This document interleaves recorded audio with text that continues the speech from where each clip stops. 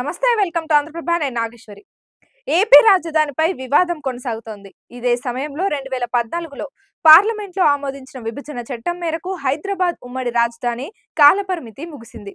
హైదరాబాద్ తెలంగాణకు మాత్రమే రాజధాని. కానీ విభజన చట్టంలోని షెడ్యూల్ 9, షెడ్యూల్ 10లో ఉన్న వేల కోట్ల విలువైన ఆస్తుల పంపకాలు ఇంకా జరగలేదు. రాష్ట్ర విభజన సమయంలోనూ హైదరాబాద్ తమది కాకుండా పోతుందనే ఉద్వేగం ఏపీ ప్రజల్లో కనిపించింది. 10 ఏళ్ల కాలంలో ఏపీలో కొత్త రాజధాని నిర్మాణ సమయం కోసం ఉమ్మడి రాజధానిగా హైదరాబాద్ ను ప్రకటించారు. కానీ ఏపీలో ఇప్పటికీ రాజధాని అంశం ఇంకా న్యాయస్థాన పరిధిలోనే ఉంది.